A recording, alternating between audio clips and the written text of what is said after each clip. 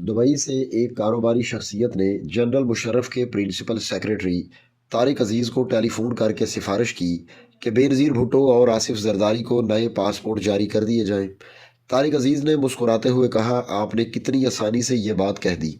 आपको अंदाज़ा भी है कि ये कितना मुश्किल काम है।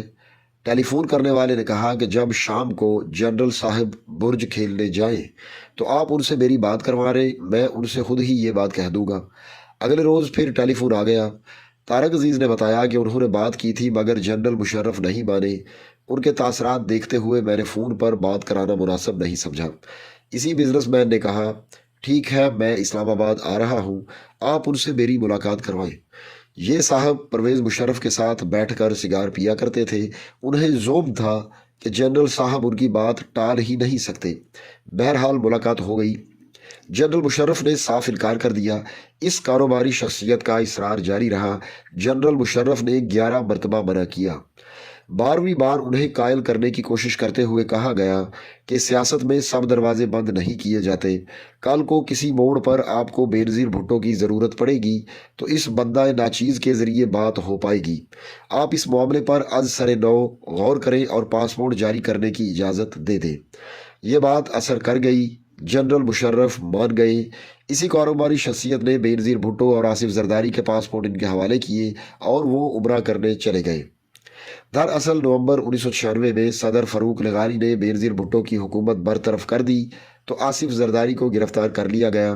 पहले बदउनवानी के मुकदमात में जेर हिरासत रहे, फिर मुर्तज़ा भुट्टो कत्ल केस और जस्टिस निज़ाम कत्ल केस में गिरफ्तारी डाली गई। इस दौरान जेल में तशद्दुद हुआ, जुबान काटने की कोशिश की गई। मंसूबा ये था कि आसिफ जरदारी को कत्ल करके खुदकुशी का रंग दे दिया जाए। मुसलसल 8 साल कैदोबंद की सोबतें बर्दाश्त करने के बाद दिसंबर 2004 में आसिफ जरदारी जमानत पर रिहा हुए। पासपोर्ट वापस मिला। एग्जिट कंट्रोल लिस्ट से नाम निकाल दिया गया तो वो अपनी शरीक हयात और बच्चों से मिलने के लिए दुबई चले गए। नई अफ्ताद ये आन पड़ी कि इनके पासपोर्ट ज़ायदुल मयाद हो गए और सिफारतखाने का अमला तजदीद करने से इनकारी था। कुछ अरसा बाद ही जनरल परवेज़ मुशर्रफ को बेनज़ीर भुट्टो के तआवुन की ज़रूरत पड़ गई। जनरल परवेज़ मुशर्रफ की पाकिस्तान में इक़्तिदार पर गिरफ्त कमज़ोर हो रही थी। अमरीकी हुकाम की तरफ से दबाव डाला जा रहा था कि जनरल मुशर्रफ आर्मी चीफ का ओहदा छोड़ दें, सदारत के मनसब पर मौजूद रहें और पीपल्स पार्टी को हुकूमत बनाने का मौका देकर बेनज़ीर भुट्टो को वज़ीर आज़म बना दिया जाए। अमरीकी वज़ीर हारजा कंडोलीज़ा राइस और अमरीकी सफ़ीर रेयान सी करोकर इस हवाले से जनरल मुशर्रफ और बेनज़ीर दोनों से राब्ते में थे। बैकडोर राबतों का सिलसिला तो जारी था मगर जनरल मुशर्रफ चाहते थे कि उनकी बेनज़ीर भुट्टो से बराह रास्त मुलाकात हो और आमने सामने बैठकर मामला तय किए जाएं। मगर बेनज़ीर भुट्टो जनरल परवेज़ मुशर्रफ के साथ बैठने से गुरेज कर रही थी क्योंकि ऐसी सूरत में उनकी साख खराब हो जाती और फौजी हुकूमत से डील का तासर उभरता। ये वही दिन थे जब मुस्लिम लीग नून और पीपल्स पार्टी ने लंदन में मिसाक जमहूरियत पर दस्तखत किए थे। जनरल मुशर्रफ ने इसी कारोबारी शख्सियत को ये टास्क दिया। जब इस बिजनेसमैन ने बेनज़ीर भुट्टो से रब्ता किया तो उन्होंने कहा कि अगर आप इसलिए मेरे पास आना चाहते हैं कि मैं जनरल मुशर्रफ से मिलूं तो पेशगी माजरत। बेनज़ीर को कहा गया कि टेलीफोन की बजाय वहां आकर बात करते हैं। बिलमुशाफा मुलाकात के दौरान इस कारोबारी शख्सियत ने कहा, बीबी, जिस तरह आपने दो टोक इनकार कर दिया है इसी तरह जनरल परवेज़ मुशर्रफ ने भी पासपोर्ट जारी करने से कोरा जवाब दे दिया था मगर मैंने उन्हें राज़ी किया। अब आपको इस एहसान का बदला चुकाना होगा। मिलने में क्या हर्ज है?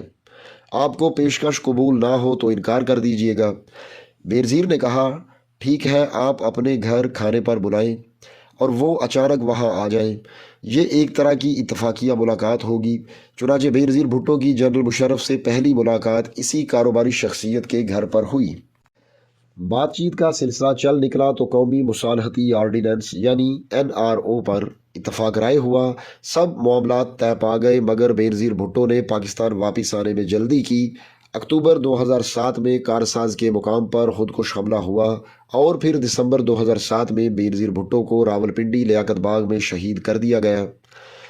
अगर बीबी को कत्ल ना कर दिया जाता तो यूसुफ रज़ा गिलानी की बजाय वो वज़ीर आज़म बनती और आसिफ जरदारी चुपचाप किसी कोने में बैठे दही खाते रहते। मगर कुदरत को कुछ और मंजूर था। बेनज़ीर भुट्टो की शहादत के बाद आसिफ जरदारी ने पाकिस्तान खपे का नारा लगाया और बादशाह गर बन गए। कोई सोच भी नहीं सकता था कि जनरल मुशर्रफ मुस्ताफ़ी हो जाएंगे। आसिफ जरदारी, जो कभी काउंसलर का इलेक्शन नहीं जीते थे, सदर मुमलिकत मुंतखब हो गए। कई बार यूँ लगा जैसे उन्हें ईवान सदर से उठाकर बाहर फेंक दिया जाएगा, मगर मुफाहमत के बादशाह ने 5 साल पूरे किए और अब मार्च 2024 में दूसरी बार सदर मुंतखब होने में कामयाब हो चुके हैं। लोग अक्सर सोचते हैं कि पीपल्स पार्टी, जो मुज़ाहमती मिजाज की हामिल सियासी जमायत थी, आसिफ जरदारी ने उसे मुफाहमती जमायत क्यों बना दिया। इसलिए कि उन्होंने माजी के तजुर्बात से सबक सीखा है। वो किसी बात को अना का मसला नहीं बनाते। वो डट के खड़े रहना और शहीद होने की बजाय वक्ती तौर पर एक कदम पीछे हट जाने के फ़लसफ़े पर यकीन रखते हैं और मौका मिलते ही पेशकदमी करने में देर नहीं करते। उनकी सोच और हिकमत अमली हकीकत पसंदाना है। आप यकीनन सोच रहे होंगे कि जनरल परवेज़ मुशर्रफ के प्रिंसिपल सेक्रेटरी तारक अजीज़ से राबता करके बातचीत का आगाज़ करने और फिर मुशर्रफ को बेनज़ीर के साथ मुज़ाकरात की मेज़ पर बिठाने वाले बिजनेसमैन कौन हैं। उनका नाम कामरान टिसोरी है और वो आजकल सिंध के गवर्नर हैं। दोस्तों, ये मोहम्मद बिलाल गौरी का कॉलम था, जो 11 मार्च 2024 को रोज़नामा जंग में शाया हुआ।